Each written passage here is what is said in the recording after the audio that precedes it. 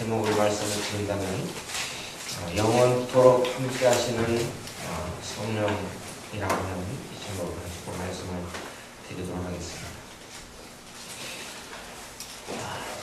저희 인간들은 너무나 또 자주 세상이나 세상에 있는 이러한 것들이 영원히 존재하는 것처럼 살아가는 이런 모습을 봅니다.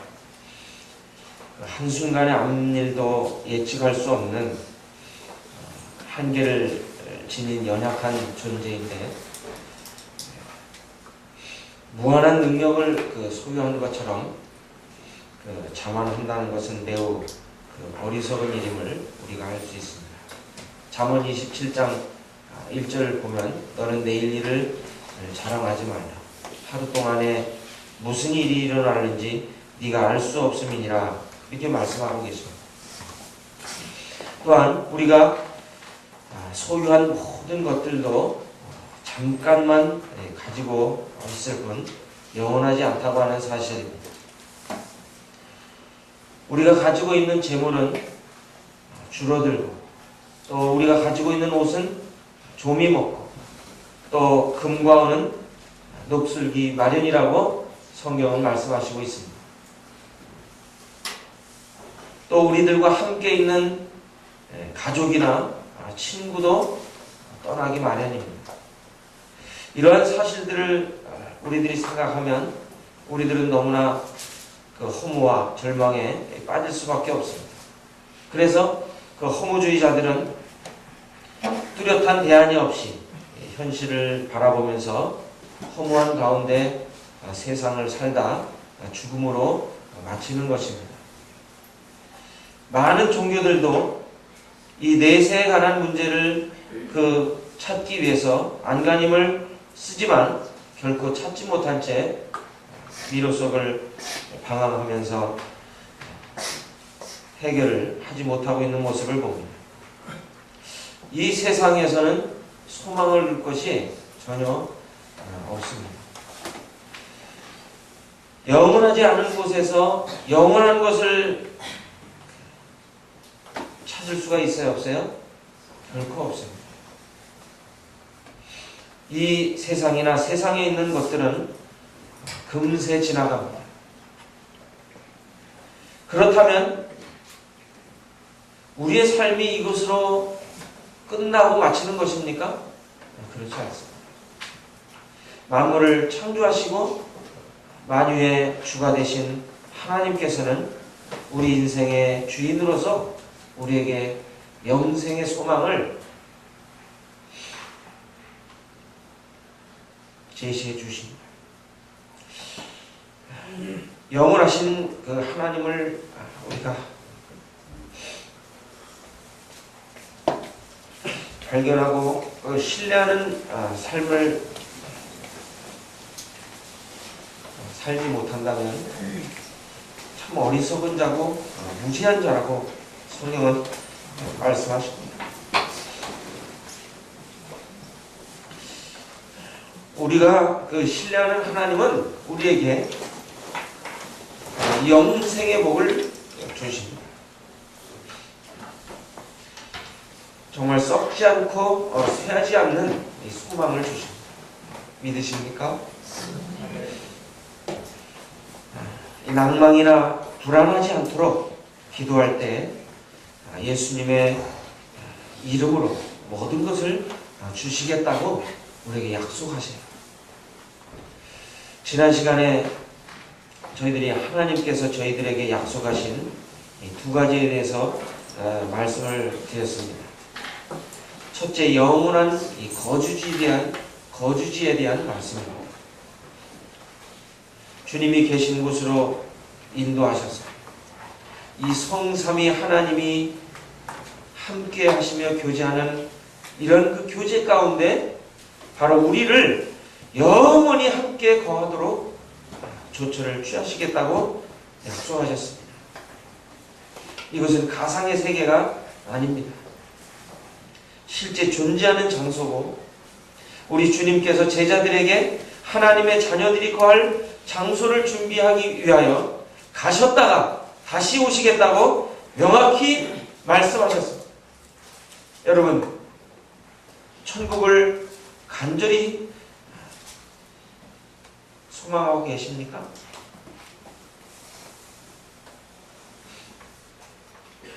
오늘 우리 모친님이 찬송을 부르실 때 제가 듣던 어떤 찬송보다 아멘이 되고 기쁨이 되는 찬송이었어요. 우리는 찬송을 부를 때 사람들을 의식해요. 그리고 사람들에게 잘 부르기 위해서 노력합니다. 그러나 정말 중요한 것은 이 찬송 속에 담겨있는 이 찬송의 내용이에요. 오늘 이 찬송의 내용이 뭐죠? 한마디로 말하면 우리 주님 고도십니다. 그리고 주님에 대한 소망이 우리에게 있습니다. 예수님께서 예배하라고 하신 곳은 분명히 실제하는 장소입니다. 제자들이 불안하니까 위로하시기 위해서 없는 이야기를 만들어가지고 안심시키려고 말씀하시는 게 아니에요. 성경의 이야기가 끝없는 신화와 족보의 이야기가 아니라고 하는 사실입니다. 성경을 볼 때 천국은 두 가지 의미를 내포하고 있습니다. 하나님의 나라가 어느 때 임합니까? 라고 물어보는 이 바리새인들에게 예수님은 누가복음 17장 20절 21절에서 이렇게 말씀하십니다. 하나님의 나라는 볼 수 있게 임하는 것이 아니요 또 여기 있다 저기 있다고도 못하리니 하나님의 나라는 너희 안에 있느니라. 이렇게 말씀하세요. 하나님의 나라의 주권자 되신 성자 하나님, 그분께서 바로 그들 가운데 함께 하시는 이 사실을 통해서 하나님의 나라가 임하신 것을 말씀하십니다. 여러분, 우리들이 나라의 세 가지 조건이 있지 않습니까? 주권과 영토와 백성입니다. 바로 그 주권자 되신 그분께서 그들 가운데 임하셨다고 하는 그 사실이 하나님의 나라가 임하셨다고 하는 이런 의미로서의 우리 주님의 말씀입니다. 또한 성경을 보면 하나님 나라는 장소적인 개념도 말씀하십니다. 나를 사랑하시고 나를 구원하신 그 예수 그리스도께서 소개하시고 약속하신 그곳은 슬픔도 없고 고통도 없고 죽음도 없는 영원한 생명으로 영원히 존재하는 거룩한 장소입니다. 불순한 종교인들이 자기를 따르게 하려고 만들어낸 내세에 관한 허황된 이야기가 아닙니다. 만일 내세가 없다면 우리가 믿는 신앙은 헛될 것입니다. 여러 종교를 연구해 볼 때 나름대로 자기들이 믿는 내세가 있고 내세에 관한 이러한 진리를 설명하고 사람들을 미혹하고 있습니다. 그러나 이러한 것들은 허공에 뜬 구름 같은 이야기이고 사람들을 미혹하게 하는 거짓된 사설에 불과한 내용들입니다. 그러나 성경이 말씀하시는 이 천국, 이것은 공교히 꾸며낸 이야기가 아닙니다. 육신의 모양을 입고 오신 그 성자 하나님께서 직접 우리에게 실제하는 천국을 소개하고 계신 것을 알 수가 있습니다.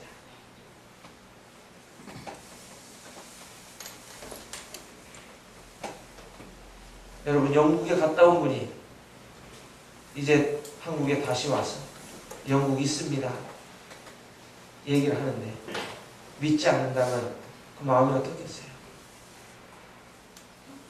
천국에 계시다가 오신 그분께서 야, 천국이 있다 말씀하고 계십니다.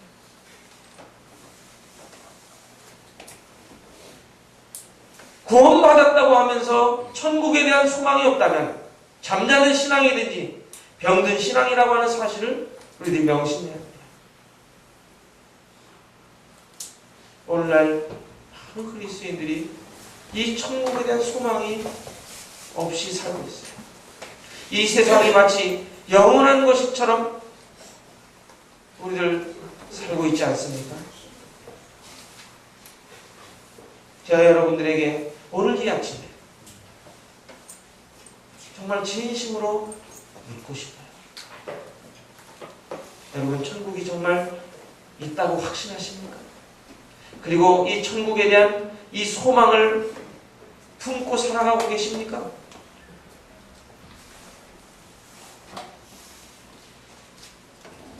두 번째, 주님이 그 약속하신 것이 있는데 기도에 대한 응답의 약속이었어요. 예수님은 십자가의 죽음이 참된 생명이 시작되는 전주곡임을 제자들에게 말씀하셨습니다. 그런데 제자들은 죽음이 끝이라고 알고 있었습니다. 예수님께서 십자가에서 죽으시고 사흘 만에 살아나셔서 분명한 모습을 보여주시기 전까지 제자들은 믿지 못하였습니다. 성령께서 조명하여 주셔서 깨닫게 하시기까지 인간의 머리로는 이해할 수 없는 사실이었습니다. 제자들은 예수님께서 가시는 길을 알 수 없었습니다. 예수님께서 가시는 그 길의 끝이 어디임을 알지 못했기 때문에 그렇습니다. 여행의 끝에서 이제 우리 주님은 하나님 아버지를 만나실 것에 대해 제자들에게 말씀해 주셨어요. 예수님께서 계실 때에는 제자들이 기도할 필요가 있었어요? 없었어요? 없었어요. 왜? 바로 그분이 하나님이셨고 그분이 그들의 필요를 다 책임지시는 분이셨고 기도할 필요가 없었어요. 그런데 우리 주님은 하늘로 올라가십니다. 그렇기 때문에 우리 주님께서 제자들에게 내 이름으로 무엇이든지 구하면 들어주시겠다고 약속하셨습니다. 아버지 하나님께 구하고 요청할 수 있는 수단을 가르쳐 주지 않으셨다면 제자들은 어떻게 했어요? 심히 절망했을 것입니다. 예수님께서는 염려하지 않을 수 있는 강력한 무기를 주셨는데 그게 바로 기도예요. 우리 구원받은 성도들도 많은 염려와 근심이 있어요. 그런데 이 기도는 모든 염려를 이 보따리에 싸서 하나님께 갖다 드리면 돼요. 기도는 주문을 외우는 게 아니에요. 신령으로 우리의 염려를 없애기 위한 노력의 시도가 아닙니다. 또 긍정적인 사고를 위한 도구가 아닙니다. 바로 지정의를 소유한 우리와 같이 동일하게 그 지식과 감정과 의지를 소유하신 그 신격을 소유하신 그 하나님께서 인간의 힘으로 불가능한 모든 것을 가능하게 하시는 하나님의 능력의 통로로서 우리에게 기도를 가르쳐 주셨고 말씀해 주신 것입니다. 기도는 하늘의 보좌를 움직입니다. 기도하는 것만 말씀하신 것이 아니라 기도에 대한 응답을 우리 주님께서 약속해 주셨습니다. 무엇이든지 구하면 다 시행하시겠다고 약속하셨습니다. 천국에 대한 약속, 기도에 대한 약속, 이 두 가지는 시간이 지나고 시대가 변해도 동일하게 약속하신 변치 않는 주님의 약속입니다. 지난 주간에 사역자 수양회가 있어서 다녀왔는데 소대문교회 송찬원 형제님께서 부부와 함께 찬송을 부르시는데 오늘 백원정 모친님께서 부르신 그 동일한 내용의 찬송이셨어요. 주님께서 곧 오시리. 주님께서 곧 오시리. 주님이 곧 오신다고 하는 이 소망은 우리들로 하여금 어떠한 마음을 갖게 만듭니까? 우리가 주님을 위한 수고와 헛되지 않음을 우리에게 확신시켜줍니다. 또 우리가 이 남은 이 시간을 어떻게 보내야 할까라는 것을 우리 마음 가운데 결정짓게 만들어주는 중요한 이유가 되는 것입니다. 여러분, 돈을 왜 벌어요? 또 우리가 공부를 왜 해요?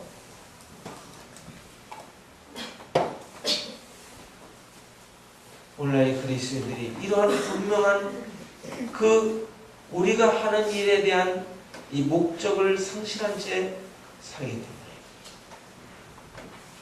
이것이 하늘나라에 목적을 두지 않고 주님께 목표를 두지 않고 살아가기 때문에 우리의 이 삶이 점점 나아지면서도 불구하고 우리 마음이 어때요? 피폐해져가고 가난해져가는 거예요. 초대교회 성도들이 주님이 곧 오신다고 하는 이런 기대와 소망 속에 그 인사가 마라나타, 주님께서 곧 오십니다. 이런 인사하신 거 알고 계시죠? 초대교회 성도들은 우리보다 더 못 살았어요. 그럼에도 불구하고 주님을 향한 이 소망, 주님이 곧 오신다고 하는 이 기대감, 믿음, 이것이 있었기 때문에 그들의 신앙은 살아있는 물고기와 같이 벌떡벌떡 뛰고 환경이나 궁핍에 굴하지 아니하고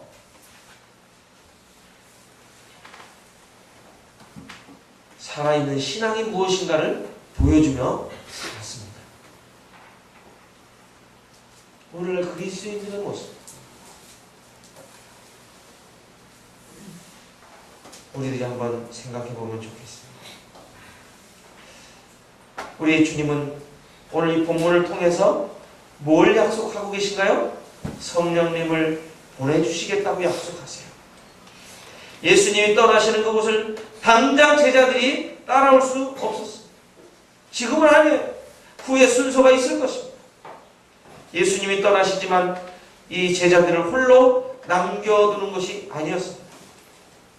바로 예수님의 다른 분신을 남기시고 가셨습니다. 바로 이분이 성령님이십니다.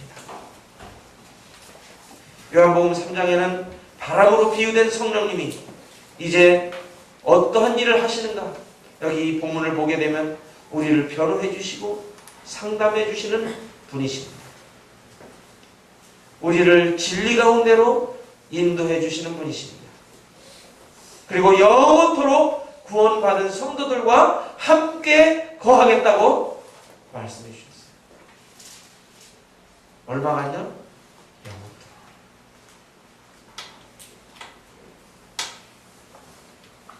성령님은 우리를 고아와 같이 버려두지 않으세요. 우리에게 모든 것을 가르쳐 주신다고 말씀해 주십니다. 예수님께서 아버지 안에, 성도가 그리스도 안에, 그리스도께서 우리 안에 있는 것을 알게 해 주신다고 약속해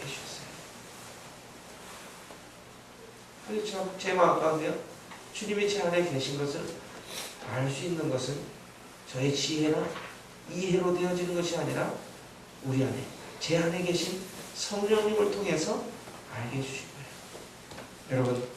여러분 안에 그리스도가 계십니까? 이것을 아는 것은 나의 힘이나 나의 지혜가 아니에요. 내 안에 계신 성령님이 가르쳐 주신 거예요.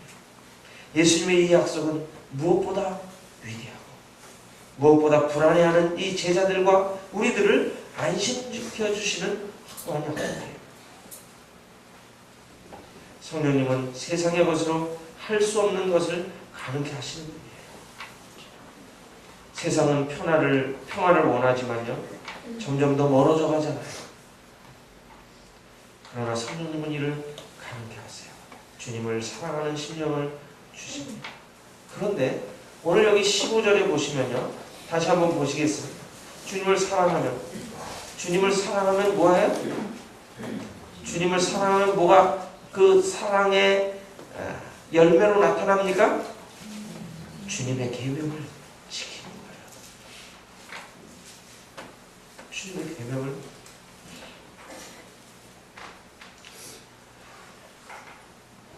주님의 말씀을 순종할 때요, 저희들이 주님을 사랑함을 알 수 있습니다.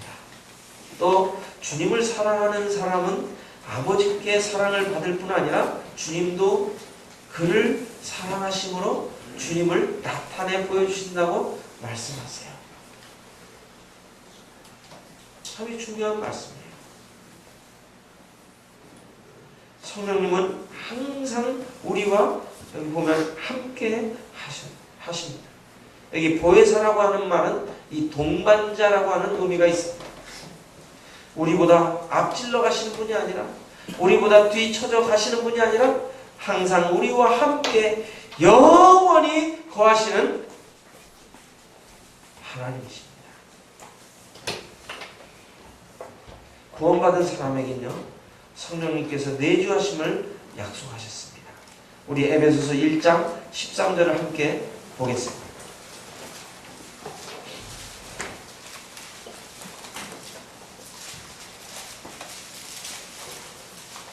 같이 한번 읽어보겠습니다. 에베소서 1장 13절.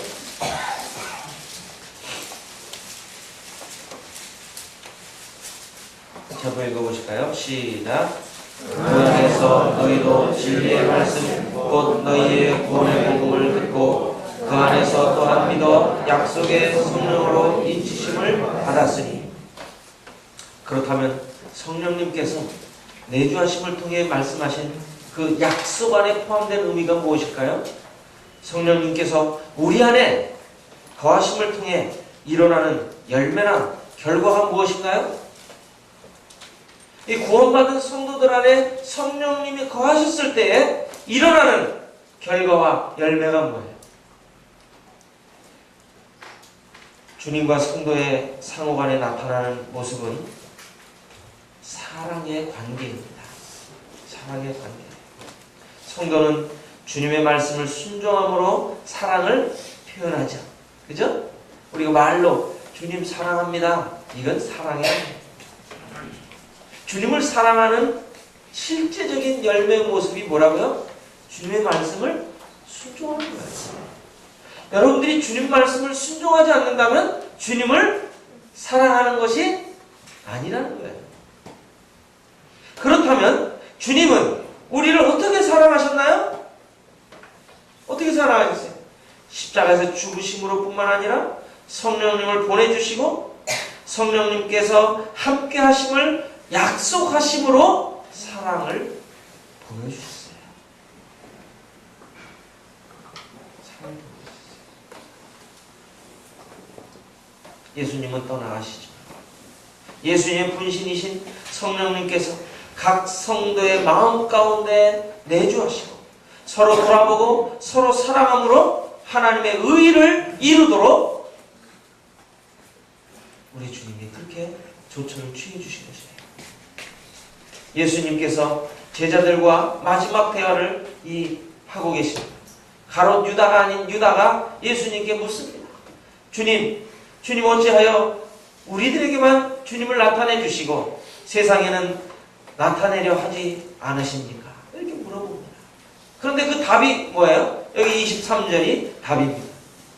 예수님은 떠나가시지만 성령님께서 그들과 함께 하시고 주님의 말씀을 순종함으로 사랑하는 것임을 말씀해주고 계세요. 성령님께서 우리와 함께 하시는 이유가 무엇입니까?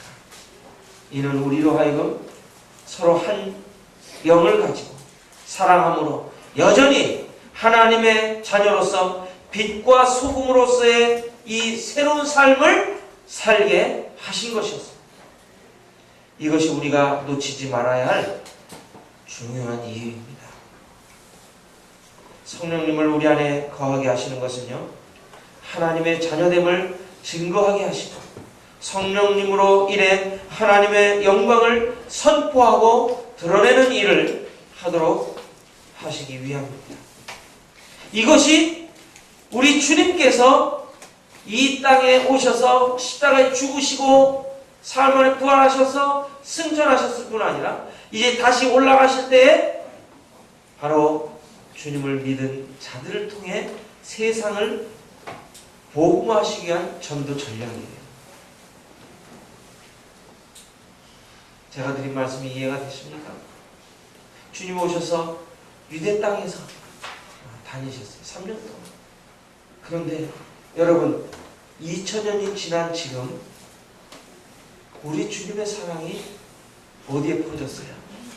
전 세계에 퍼졌어요. 어떻게 퍼졌죠? 바로 주님을 믿은 그 사람들을 통해서 전염병같이 옮겨져서 이 전 세계에 우리 주님의 사랑이 넘치게 됩니다. 복음을 전하는 방법이 뭐가 있을까요? 방송을 한다든지 전도지를 돌리는 것들입니다. 이것을 우리가 하지 말라는 것이 아니에요. TV나 라디오를 통해서 우리가 복음을 전할 수 있어요. 그러나 여러분 TV나 라디오가 없으면 아무리 그것을 통해 전달을 해도 그거 없는 나라는 못 듣잖아요. 못 보잖아요. 그죠? 아프리카 밀림 같은데 뭐 전기가 없는데 TV 볼 수 있습니까? 볼 수 없잖아요. 라디오 들을 수 있습니까? 없잖아요. 또 전도지를 돌리는 것은 이거 우주적인 전략이 될 수가 없어요. 우리가 전도하는 일에 부지런하고 여러 가지 방법을 사용하는데 자유로울 수 있어요. 그러나 주님의 가장 주요한 전도 전략은 주님을 믿은 성도이에요. 주님의 말씀을 순종함으로 나타내는 거예요. 다시 한번 말씀드리겠습니다.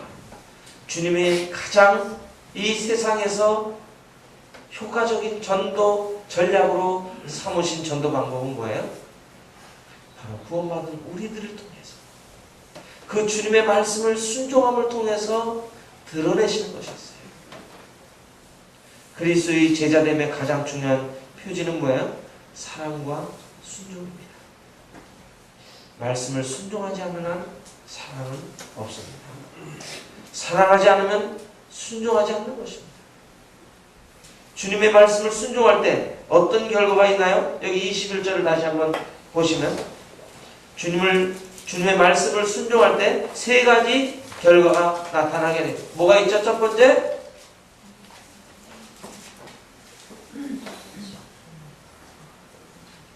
우리 내 아버지께서 우리를 사랑하십니다. 네. 또 그리스도께서도 우리를 사랑하십니다.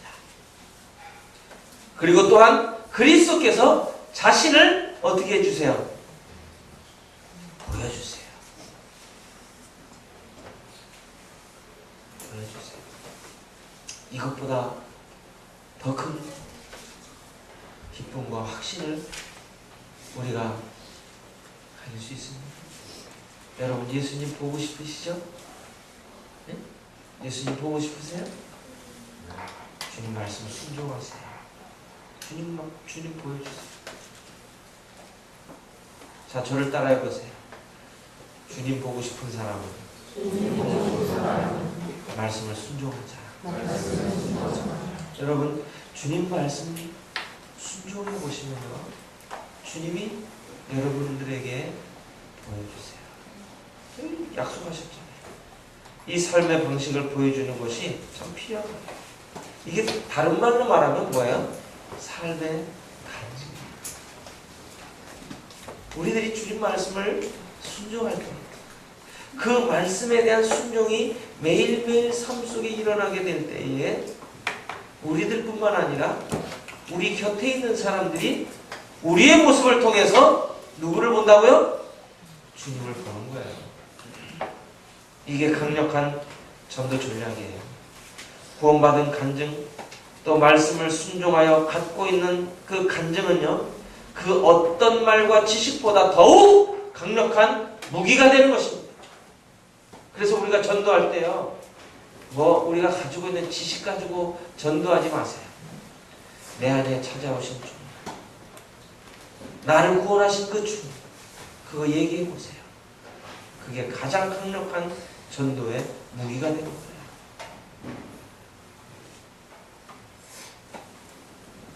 예수님 믿으면서 왜 불평이 그렇게 많죠? 예수님 믿으면서 왜 이렇게 얼굴이 찌그러져 있죠? 예수님을 믿으면 정말 이 영생의 풍성함이 이 얼굴을 통해서, 우리 삶을 통해서 드러나야 됩니다.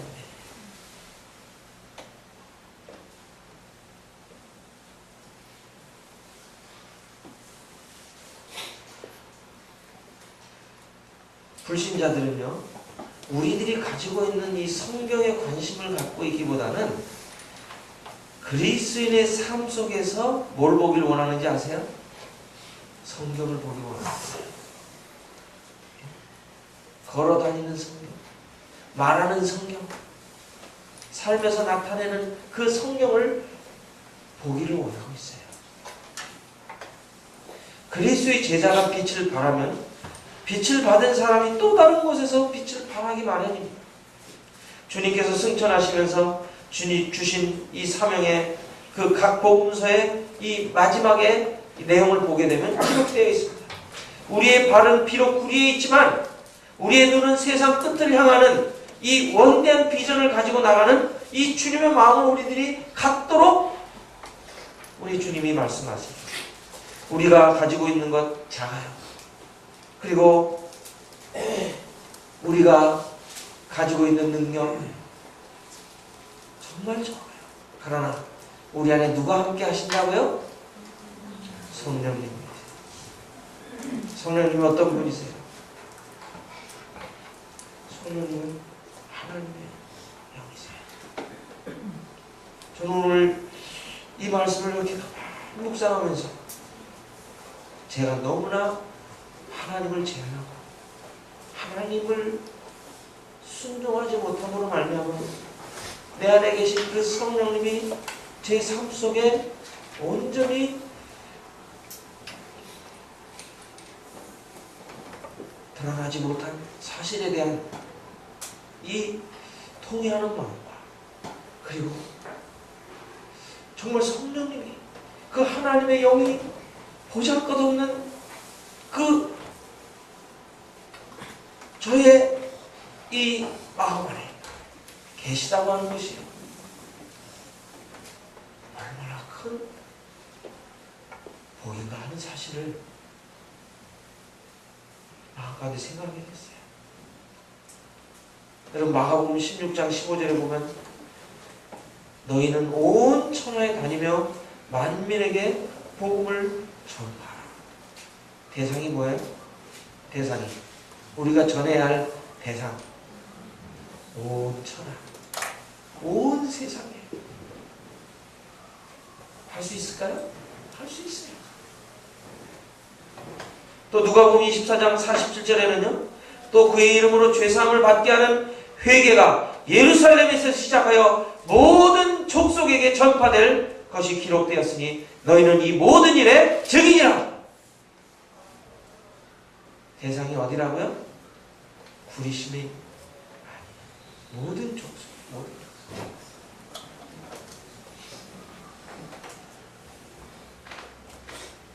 우리가 전할 내용은 그리스도의 고난과 죽으심과 부활 그리고 그분으로 말미암는 이 죄사함 이것이라고 말씀하세요. 또 요한복음 20장 21절 22절에도 보면 아버지께서 나를 보내신 것 같이 나도 너희를 보내노라. 이 말씀을 하시고 뭐라고 말씀하세요? 성령을 받으라 하시면서 하고 숨을 내쉬었어요. 이것은 바로 오순절날 그 제자들의 심령 속에 강력하게 임하실 그 성령님을 말씀하신 거예요.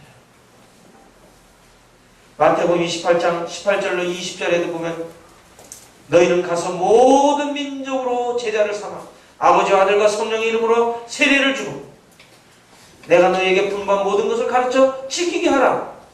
볼지어다 세상 끝날까지 너희와 항상 함께 있으리라. 이것이 우리 주님이 약속하신 거예요.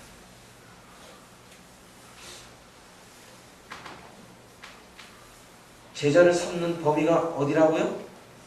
모든 족속이에요. 모든 족속이에요. 자, 저를 따라해 보세요. 제자를 삼는 그 대상이 누구라고요? 모든 족속입니다. 우리의 시야가 너무나 좁아져 있지 않습니까? 우리의 삶이 너무나 내 삶에 매여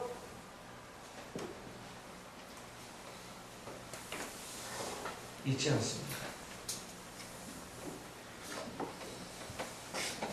사도행전 1장 8절은요 이렇게 말씀하세요.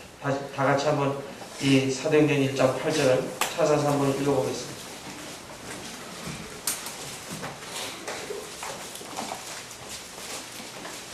사도행전 1장 8절 다 같이 한번 읽겠습니다. 시작. 오직 성령이 너희에게 임하시면 너희가 권능을 받고 예루살렘과 온 유대와 사마리아와 땅끝까지 이르러 내 증인이 되리라 하시니라. 여기 보면 성령님이 우리에게 임하시면 너희가 권능을 받고 그 다음에 뭐예요? 예루살렘과 온 유대와 사마리아와 땅끝까지 이르러 내 증인이 될 것을 말씀하시고 있습니다. 지역이 어디예요? 땅끝까지.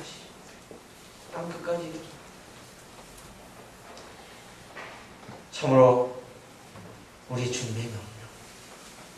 이 명령은 그냥 구리시에만 국한된 것이 아니에요. 또 대한민국에만 국한된 것이 아니에요. 동남아에만 국한된 것이 아니에요. 땅 끝까지 이르러 내 증인이 되리라. 되라가 아닙니다.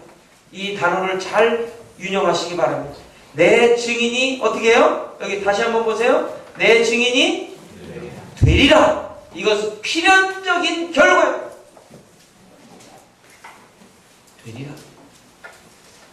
되라는 뭐예요?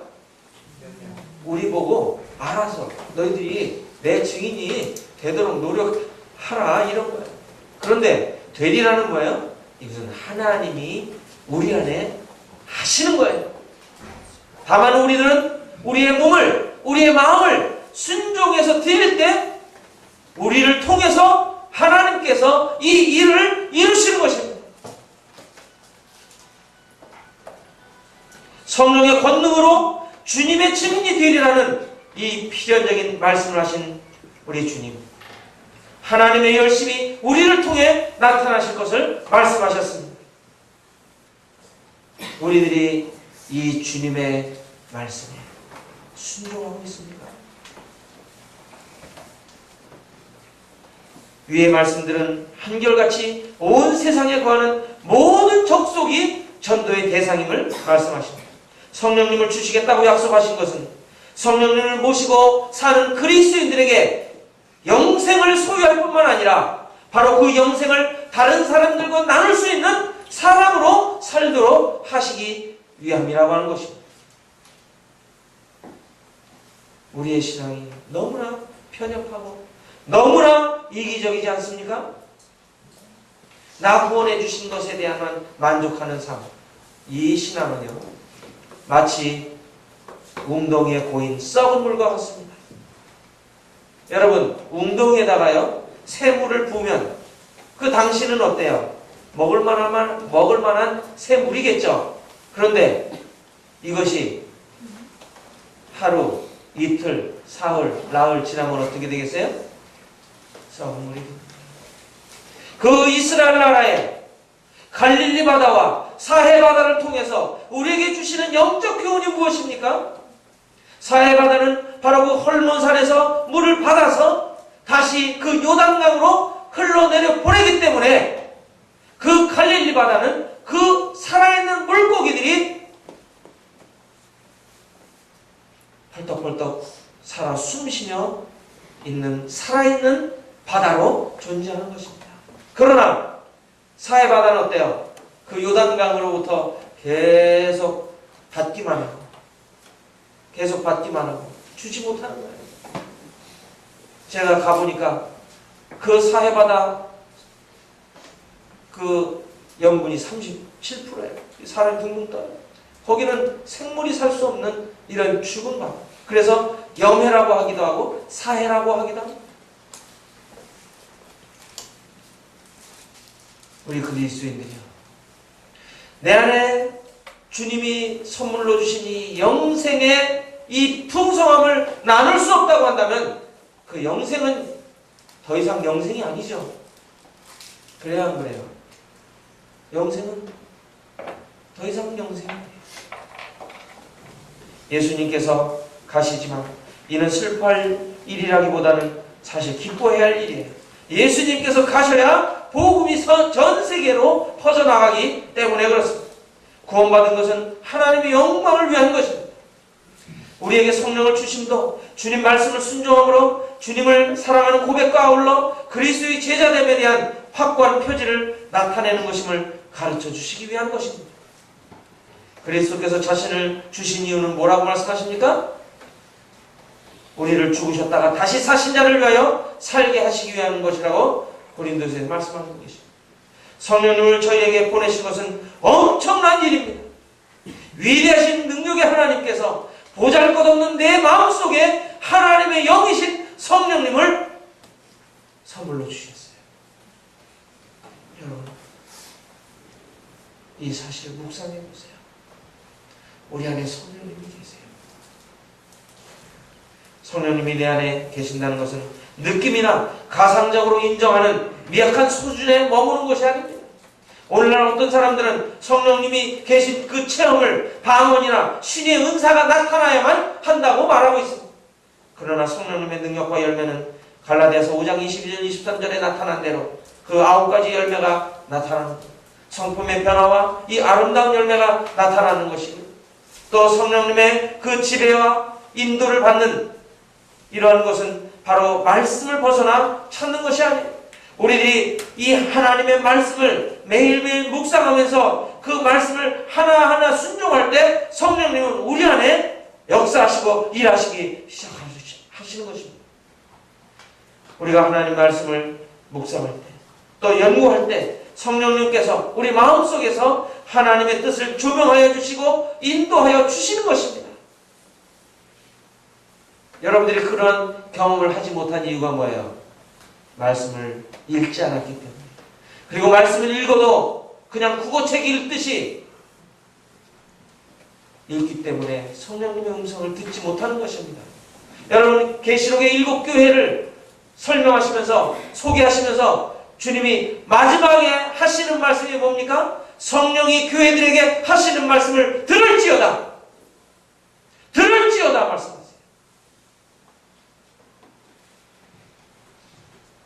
누구를 통해서? 바로 강단에 서 있는 이 선포자를 통해서 말씀하십니다. 제가 뭐예요? 아무것도 아니에요. 저는. 다만 하나님께서, 성령님께서 저를 통해서 여러분들에게 하나님의 뜻과 마음을 전달해 주신 것입니다. 구원받은 우리에게 성령님을 보내주신 하나님을 저는 찬양합니다. 성령님을 통해 우리는 하나님께 속한 것과 속하지 않을 것을 아는 것을 분별할 수 있는 귀한 은혜를 입고 있습니다. 오늘 본문에서 말씀하신 대로 성령님께서는 구원받은 성도들과 영원토록 함께 하시면서 하나님의 영광을 위하여 살아가도록 이 복주고 인도하고 계십니다. 더 나아가 우리가 더 이상 우리 자신을 위하여 살지 않고 우리를 위하여 죽으셨다가 다시 사신 그분을 위해 사는 것이 가장 고상하고 소중하다는 사실을 일깨워 주십니다. 주님 안에서 주님의 기쁘신 뜻대로 살고자 하는 열망을 갖도록 인도하시는 분이 누구세요? 성령님이신 거예요. 여러분, 이 갈등 속에 고민하지 않는 이 신앙, 이게 살아있는 신앙이라고 볼 수가 없습니다. 여러분, 고통을 느낀다고 하는 것은 뭐예요? 살아있다고 하는 증거입니다. 여러분, 정말 내 마음으로는 하나님의 법을, 내 육신으로는 그 죄의 법을 섬기는 이 기름길에서 정말 울부짖고 부르짖으면서 갈등하면서 주님, 저를 도와주십시오. 이러한 그 부르짖음, 이것을 갖고 있는 성도는 참 복된 거예요. 주님이 그분의 기도를 들어주신 것입니다. 우리가 구령의 열정을 갖도록 하셔서 우리 자신에 대한 관심보다 영혼들을 향한 관심을 갖게 하시는 이 성령님의 역사하심에 더 이상 우리들이 감각이 무뎌진 자처럼 문둥병자처럼 삶을 살지 않기를 바랍니다. 성령님께서 내 안에 내주하여 계십니까? 성령님의 음성을 듣는 가운데 순종하려고 하는 준비를 갖출 때 우리의 삶은 새로운 변화를 가져오고 꽃 피우고 열매 맺는 기쁨을 가져올 수가 있을 것입니다. 아무쪼록 우리 구리교회가 성령님의 음성을 듣는 일에 민감해서 하나님의 뜻을 이루는 일에 더딘 교회가 아니라, 더딘 성도가 아니라 주와 복음을 위하여 헌신되는 교회가 되기를 간절히 소원합니다. 기도하겠습니다.